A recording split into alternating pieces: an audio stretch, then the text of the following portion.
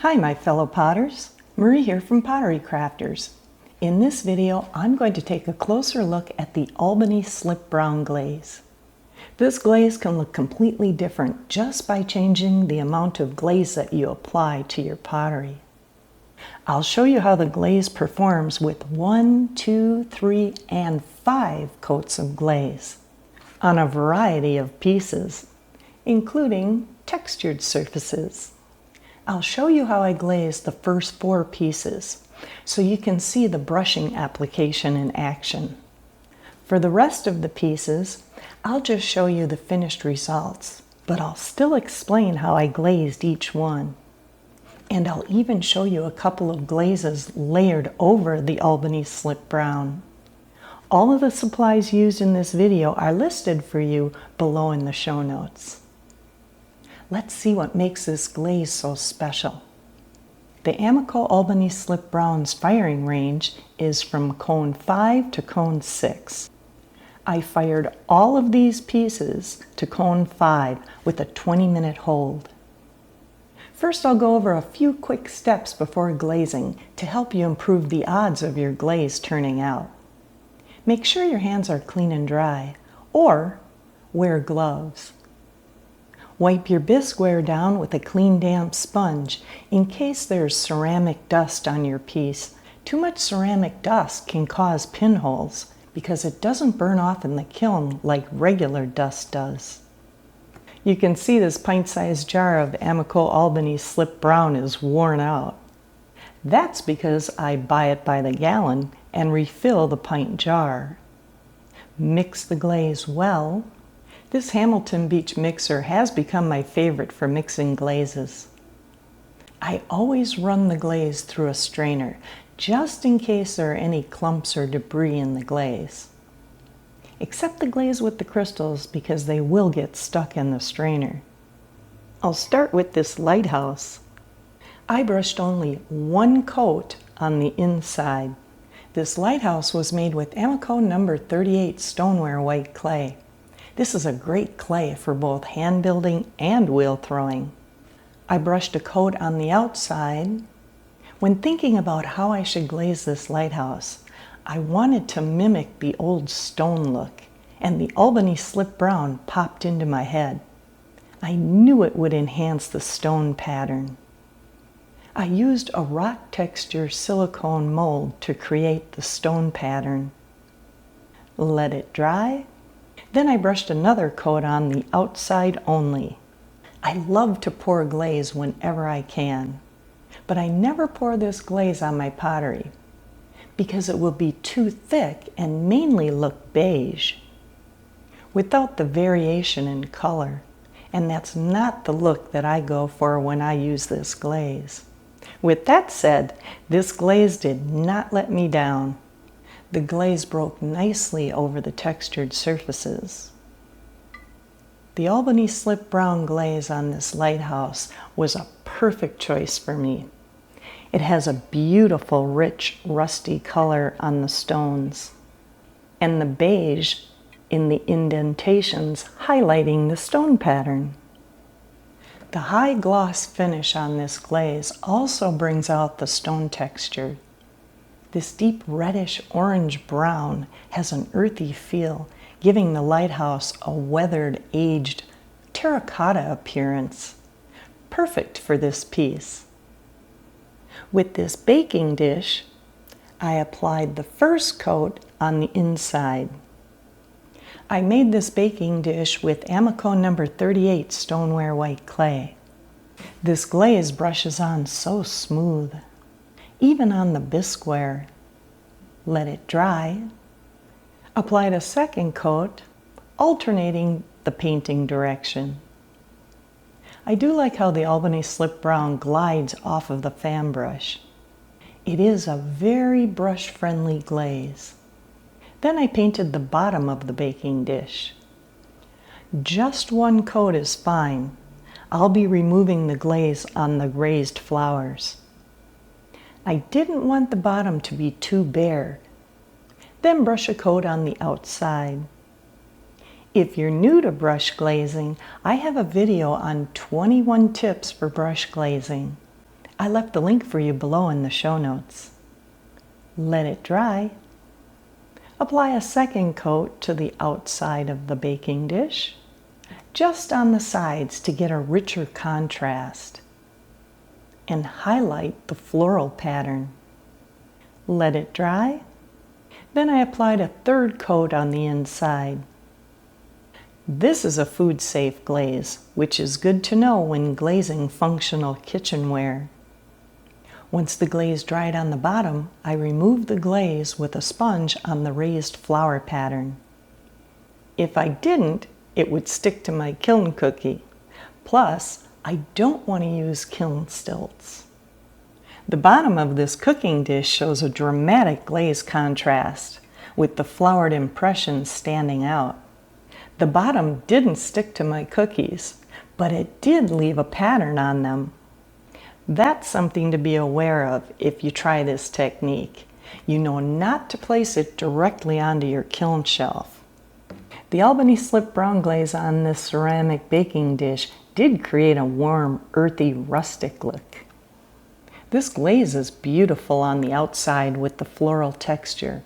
The raised floral pattern highlights the reddish-orange brown color, as the recessed areas captured the lighter beige color, bringing out the detailed quality of the design. The inside has a speckled rusty brown with splashes of beige. It does show the brushstroke pattern, but I think it gives it a handcrafted charm. The high gloss finish does give this piece a durable, food-safe surface, and the colors are striking. You can hit the like button anytime during this video, subscribe if you haven't already, and hit the bell icon to get notified whenever a new video comes out. Let's take a look at the baskets. With this basket, I brushed one coat on the inside and outside of the basket. I made the basket with Laguna Soldate 60 clay. If you've seen my other brush glazing videos, you know these are my go-to brushes. Yes, I've tried different brushes, but always came back to these. I've even watched other videos where the brush looks great and seems to hold a lot of glaze. Then when I try it, I'm disappointed and go back to my A-Magic brushes. Now it's important to find the brush that works best for you. If you do, I would recommend stocking up on them, just in case they stop selling them. That's what I did. The good news is they still sell them. I left the link for you below in the show notes. Let it dry and applied a second coat, making sure the glaze doesn't pool in between the strips. I have a video on making this basket. I have the link for you below in the show notes. Let it dry. Then I applied a third coat to the inside and outside again. I'm really not a fan of brushing on glazes, but I found this glaze to be one of the best to brush on.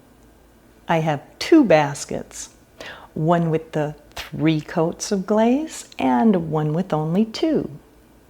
The 3 coats has a variation of the rusty brown with the caramel and beige highlights. The glaze did pool slightly in the recesses and edges along the rim, accentuating on the basket's interlaced pattern. The second basket, where I only applied 2 coats, has a beautiful deep rusty brown tone, without as much variation in color. They're both very nice baskets and have that rich, earthy finish to them that enhances the handcrafted look.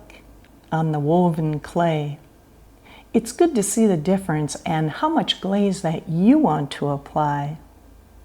Let's take a look at the cactus ring holder now. When I glazed this ring holder, I started with the green underglaze and painted on 1 coat of Albany Slip Brown for that desert look. I made this ring holder with Amaco number 38 stoneware white clay. The glaze on this ring holder has a nice earthy tone that mimics the look of aged, iron-rich clay. enhanced by the swirl patterns that catch the light. The glossy finish gives it a stable sheen, added depth to it.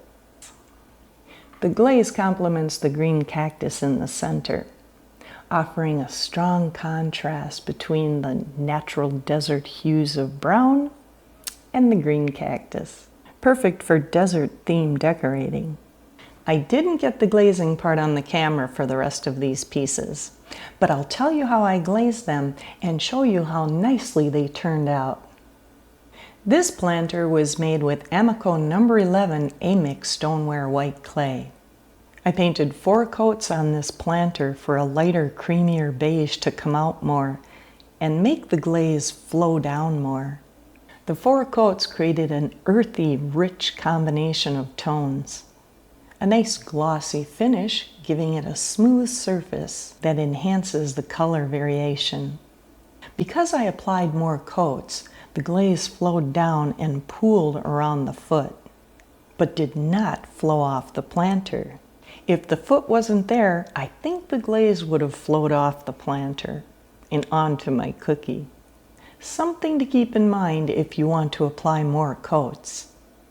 The rim and triangles do have a deeper orange-brown from the glaze thinning as it flowed down. The glaze does produce a natural streaking as it flows down the planter, emphasizing the pattern, giving the piece a handcrafted, rustic charm. Next, we'll take a look at the carved mug. This mug was made with Amaco No. 11 stoneware white clay. I painted on 3 coats of the Albany Slip Brown to produce highlights on the textured mug. The glaze pooled beautifully in the carved vertical grooves, creating a creamy beige tone. And on the raised areas, rich brown lines that are reminiscent of tree bark or wood grain, emphasizing the mug's surface carving. The overall effect is both rustic and elegant, natural, organic look that feels timeless.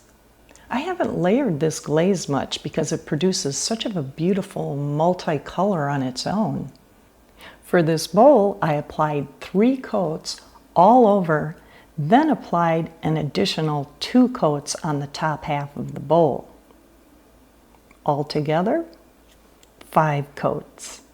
This bowl was made with Amaco No. 11 Amix stoneware white clay. The added layers intensified that rich beige color, and that's exactly what I wanted to bring out in this bowl. The rim formed an orange-brown band that breaks gently into the lighter color. The heavier application on the rim created that natural vertical streaking effect. This piece does have a rustic yet refined appeal to it. The interplay between the thick and thin applications highlights the glaze's variation beautifully. The surface texture is smooth and showcases that classic depth the Albany Slip Brown is known for. Now this shot glass pitcher is adorable. I made this shot glass with Amaco No. 11 stoneware white clay. The overall tone is a rich rustic brown that has the subtle beige colors just peeking through on the low points of the form. This piece captures the deeper color of the Albany Slip Brown with just 1 coat, giving you an idea of how many coats that you may want to apply. Go for a deeper, darker color and you use less glaze. This candle holder has 1 coat brushed on the inside and 2 coats on the outside. I made this candle holder with Amaco No. 11 Amix stoneware white clay. The 2 coats produced a nice, warm, rich surface with beautiful variations. You can see where the glaze pooled in the holes, creating a beige color, adding a nice dimension to the carved holes, and sprinkles of creamy golden beige between the holes, highlighting the deeper color that leans towards a burnt sienna brown. This glaze works beautifully on carved forms like this candle holder, emphasizing the contrast between light and dark shadows through the cut holes. Let's take a look at a few glazes layered onto the Albany Slip Brown. This mug was layered with Spectrum Pearl White over Albany Slip Brown. I made the mug with Laguna Speckled Buff Clay, which truly added to the beauty of the glazes. I applied 3 coats of the Albany Slip Brown all over the mug, then dipped the mug into pearl white only a quarter of the way down. The pearl white swirls down and around the mug as it mixes with the Albany Slip Brown to create a beautiful yellow hue. The mug is also textured, adding to the flow of the glazes. The Albany Slip Brown forms that deep rustic brown tone with streaks of black on the rim as the specks of clay peek through the glaze. Around the base of the mug, the speckles of clay also peek through, creating speckled black and brown undertones. The textured clay gives the base a malted effect, adding to the depth and visual effect of the glaze. The pearl white is a good choice for layering over Albany Slip Brown.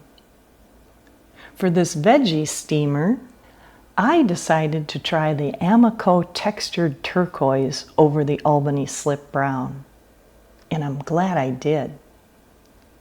The steamer was made with Amaco No. 11 Amix stoneware white clay. I brushed on 2 coats of the Albany Slip Brown. I brushed 3 coats of the textured turquoise on the rim, top part of the handle, and top of the lid to allow the glaze to flow down.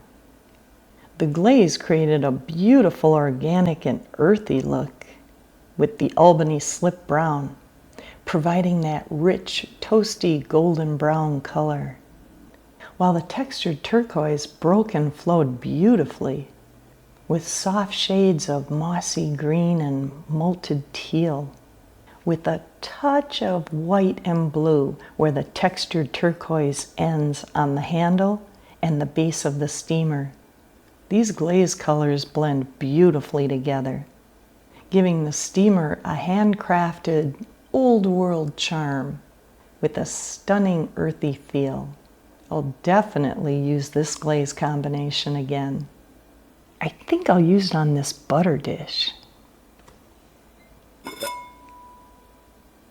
The Amaco Albany Slip Brown is one of those glazes that never disappoints. I love how it gives such a beautiful range from that warm, buttery beige to those deep, rich, rusty browns. If you want that deep, rusty brown, you know only to apply a few coats, and the glaze will be stable. Whether it's a lighthouse with that old stone feel, or a basket with its woven highlights, or the layer effects with the textured turquoise on the steamer, this glaze brings out the depth and character that's hard to beat. You watching helps me to make more videos like this one. Now head on over to my 3 Amaco glaze combination video and my 21 essential tips for underglazing. If you do, I get to play with more clay. Let's stay dirty.